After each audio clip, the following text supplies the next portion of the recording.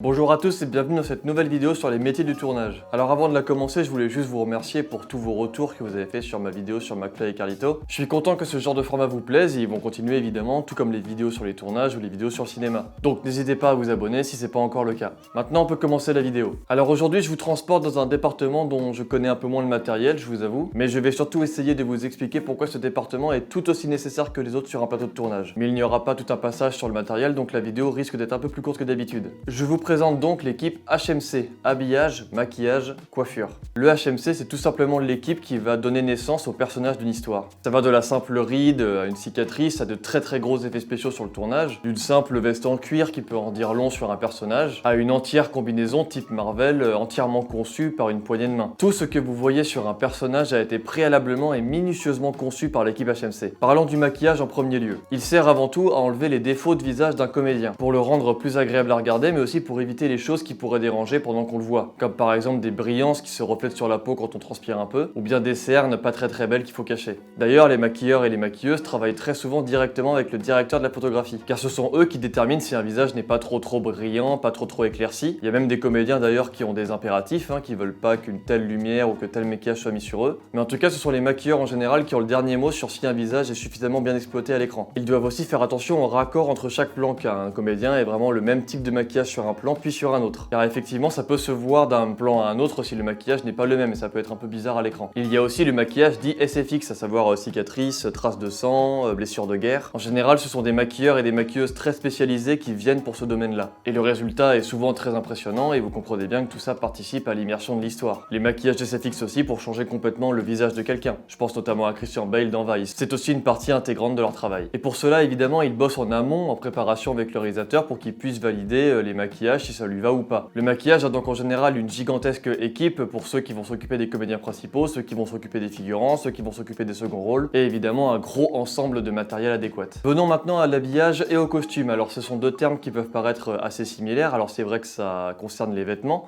mais c'est pas du tout le même genre de travail. L'équipe costume travaille généralement en amont pour créer toute la panoplie, pour les films d'époque par exemple. Il y a donc tout un travail avec la mise en scène et le réalisateur pour créer ces costumes. Et je parle des films d'époque, mais ça peut être pour toutes les époques, passé, présent et même futur. Les simples costumes que l'on voit dans des films qui se passent actuellement, c'est très souvent des costumes loués. C'est pas le comédien ou quelqu'un qui prête sa veste parce que ça fait le taf, quoi. Donc c'est un travail de base énorme pour savoir quoi louer, mais c'est encore plus énorme quand il faut les créer, parce que ça implique aussi beaucoup plus de couturiers, beaucoup plus de costumiers, etc.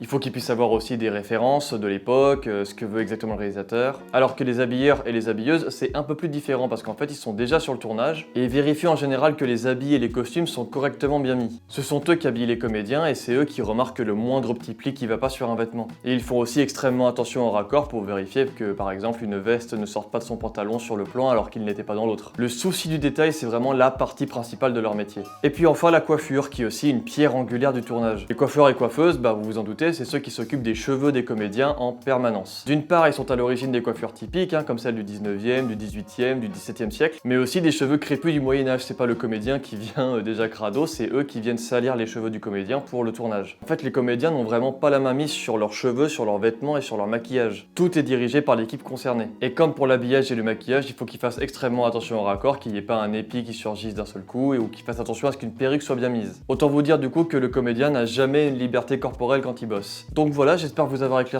un peu plus sur ce département, qui est bien sûr indispensable car c'est lui qui crée le physique de vos personnages préférés dans un film. Un mauvais HMC d'ailleurs est très souvent bien perçu dans les films de série B, vous le remarquerez, car ça fait très vite, très cheap quand on se rend compte qu'un comédien est mal maquillé, mal coiffé ou mal habillé, c'est assez drôle. Et ça permet mine de rien de mettre en évidence que le HMC est extrêmement important. En termes de salaire sur un film d'annexe 1, donc sur un film encore une fois qui a un budget à plus de 8 millions d'euros, le chef maquilleur est à 1259 € brut par semaine. Le chef coiffeur est à 1249 et le chef costumier quand il faut créer toute une panoplie est de 1859 €. Quant au coiffeur, au maquilleur, au costumier, au couturier, c'est 1005 € et l'habilleur c'est 857 €. Voilà, c'est la fin de cette vidéo, j'espère qu'elle vous aura plu. N'hésitez pas à mettre un pouce bleu, à laisser un commentaire et à la partager si elle vous a fait plaisir, à vous abonner évidemment et on se retrouve très bientôt pour de nouvelles vidéos. Ciao.